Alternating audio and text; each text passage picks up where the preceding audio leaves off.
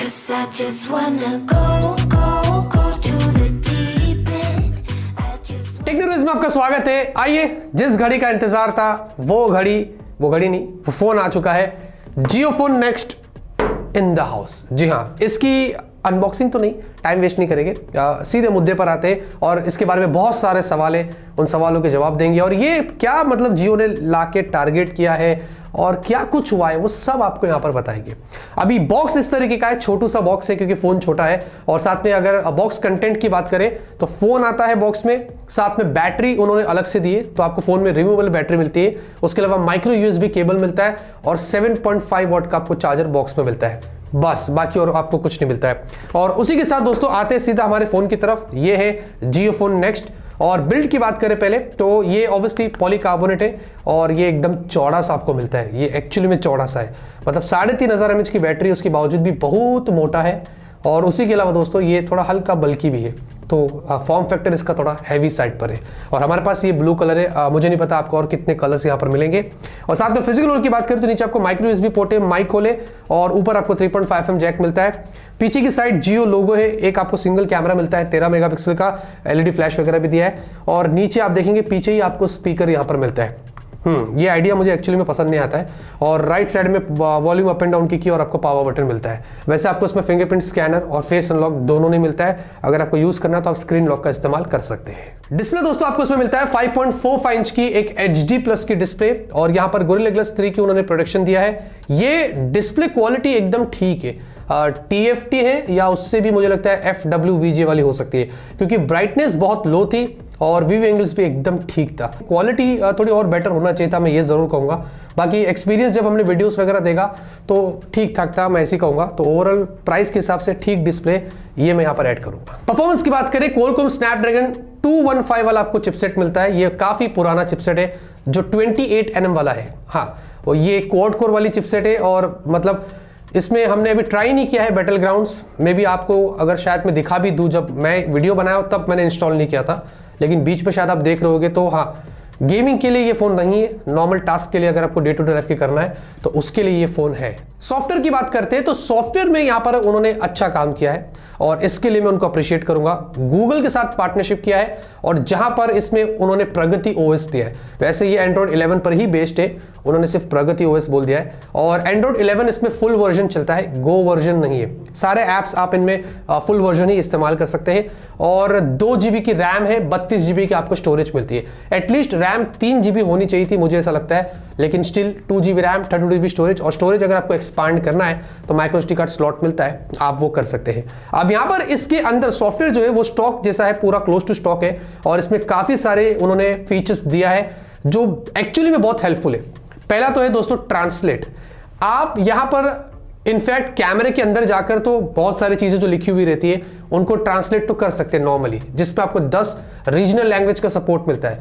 लेकिन उसी के साथ साथ अगर आपको किसी ऐप के अंदर ट्रांसलेशन करना है, जैसे कि Amazon हो, फेसबुक हो, व्हाट्सएप पर कोई चैट करता है उसको ट्रांसलेट करना है, गूगल पर अगर आप ब्राउज कर रहे हैं मतलब क्रोम के अंदर उसको ट्रांसलेट करना है, तो वो भी आप यहां पर कर सकते हैं। उसके अलावा आपको रीड अलाउड वाला फीचर मिलता है और इससे दोस्तों जो भी चीजें अगर आप चाहो वो आपके लिए पढ़े तो वो भी आप यहां पर कर सकते हैं। और इसमें भी आपको 10 रीजनल लैंग्वेज का सपोर्ट मिलता है। ये भी एक कमाल की चीज है जो बहुत ही यूजफुल है। और साथ ही साथ आपको गूगल असिस्टेंट वगैरह भी यहां पर मिलता है, तो उसका भी आप इस्तेमाल कर सकते हैं। और उसके अलावा एक्सीलरोमीटर सेंसर है, लाइट प्रॉक्सिमिटी वगैरह आपको मिलता है, लेकिन आपको जायरोस्कोपिक सेंसर यहां पर नहीं मिलता है। और साथ में ब्लूटूथ वर्जन 4.1 आपको मिलता है और वाईफाई सिंगल बैंड आपको यहां पर मिलता है। और डुअल 4G वोल्टी है। एक सिम आपको पहला वाला जियो का ही चलाना पड़ेगा और सेकंड सिम अगर आप चाहो तो एयरटेल वोडाफोन जिसका लगाना है तो वो आप यहां पर कर सकते हैं। साथ में रैम स्टोरेज सपोर्ट की बात करें तो LPDDR3 रैम सपोर्ट है और eMMC 4.5 स्टोरेज का सपोर्ट है। सब एकदम लो इसमें। और लिटरली दोस्तों जब आप इसमें ऐप ओपन क्लोज करोगे मल्टीटास्किंग, ये फोन हैंग होता है। तो ये एक्सपीरियंस मेरा बहुत खराब था। नॉर्मली सॉफ्टवेयर का एक्सपीरियंस ठीक है, लेकिन बाकी मल्टीटास्किंग करो, ऐप ओपन क्लोज करो तो ये फील हो जाता है और उसमें मुझे ऑनेस्टली इतना मजा नहीं आया था। उसी के साथ साथ दोस्तों अगर कैमरे की बात करते हैं तो आपको इसमें पीछे 13 मेगापिक्सल प्राइमरी सेंसर है। कैमरा प्राइस के हिसाब से अच्छा है, मतलब उन्होंने हाईएस्ट मेगापिक्सल कैमरा दिया है जहां पर max full HD video shoot कर सकते हैं। लेकिन सबसे इंटरेस्टिंग बात है कि कैमरे में बहुत सारे फीचर्स दिया है।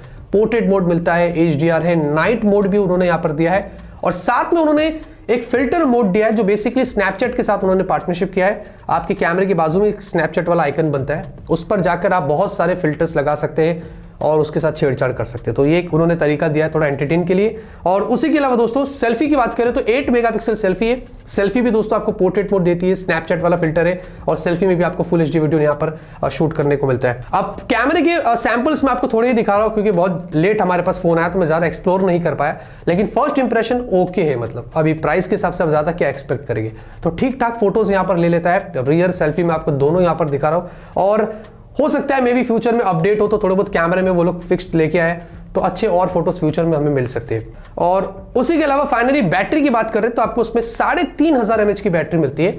बैटरी कैपेसिटी कम है, एटलीस्ट 5000 की भी होती तो मेरे ख्याल से बेटर होता। तो 3500 mAh की आपको बैटरी मिलती है और जितना भी हमने अभी तक यूज किया हो ठीक चलती है, डिसेंट है, मैं ऐसे यहां पर कहूंगा। अब आते हैं असली मुद्दे पर, आपके सारे सवालों के जवाब दूंगा, सारे डाउट्स यहां पर क्लियर करूंगा। इस वीडियो को पूरा ध्यान से सुनिएगा कि क्या सीन यहां पर एक्चुअली में है। पहले तो आपको बता दूं, अगर पहले तो 2000 वाला और वो सारे प्लान हटा दो, रोकड़ा आपको देकर ये फोन लेना है तो 6500 रुपये आपको यहाँ पर देने हैं। और मेरे ख्याल से ये प्राइस ज्यादा है क्योंकि 500 रुपये और डाल दो तो लावा का Z66 इंडियन कंपनी है, वो आपको फोन मिल रहा है 7000 से, वो अच्छे स्पेक्स दे रहा है। और उसके अलावा भी बहुत सारे ऑप्शंस इंडिया में जो 7000 से थोड़ा ऊपर जाते हैं तो अच्छे फोन्स मिल रहे हैं। उनके मुकाबले यस ये फोन प्राइस इसकी ज्यादा है। अब यहाँ पर क्या है ना कि फिर 3500 की लीक भी आई थी, हम वो देखकर भी इसको जज करेंगे तो और भी महंगा लगेगा। वैसे वो लीक जियो ने नहीं किया था, वो तो लीक हुई थी। और दूसरी चीज ये भी है कि चिप शॉर्टेज वगैरह का सीन है, उस वजह से भी ये महंगा हुआ है। लेकिन कंक्लूजन तो यही है कि अपफ्रंट वाला जो आइडिया है वो अपने हिसाब से महंगा है, तो ये फिर आपके लिए और हमारे लिए नहीं पड़ता है अपफ्रंट की अगर बात करें।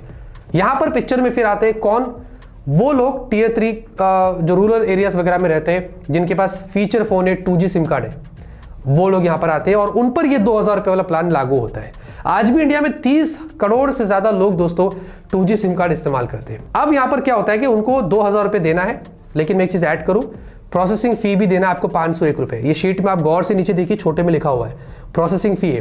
तो 2000 नहीं 2500 रुपये देकर उनको एक एंड्रॉइड का 4G स्मार्टफोन मिलेगा। तो उनके लिए वैसे बड़ी बात है कि 2500 में उनको एक एंड्रॉइड का 4G स्मार्टफोन मिल रहा है। अब बात यह दोस्तों कि बहुत सारे लोग आज भी ऐसे हैं जिनकी इतनी सैलरी नहीं होती 6500 तक की, महीने के बहुत कम पैसे वो कमाते, तो उनके लिए 2500 ठीक रहेगा।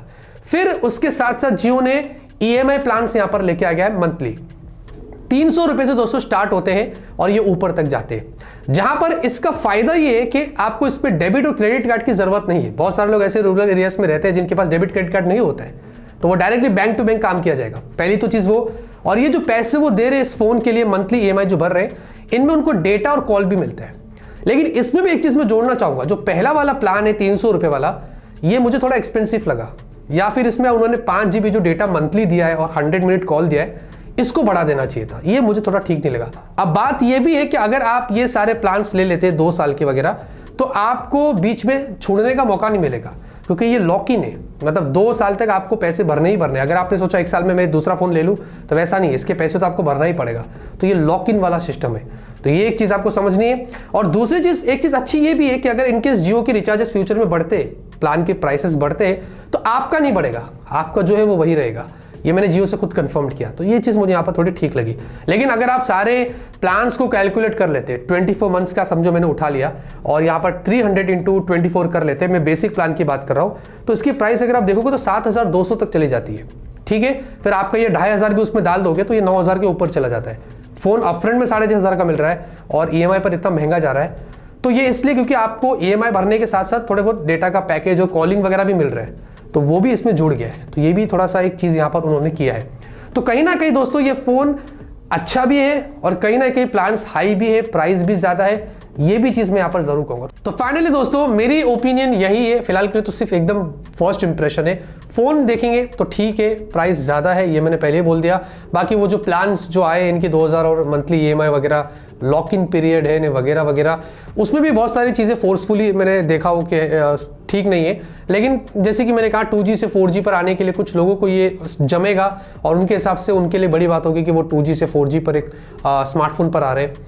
तो देखते हैं कि अभी ये फ़ोन कितना बिकता है और क्या आगे इसका सीन है, ये तो जब आगे आपको पता चलेगा। वैसे इसके बारे में अगर और कुछ जानना है, रिव्यूज़ चाहिए वगैरह, तो वो हम एक वीडियो जरूर से लेके आएंगे। इतने दोस्तों इस वीडियो के अंदर, वीडियो को लाइक करिए, तब तक के लिए ऑलवेज कीप स्माइलिंग।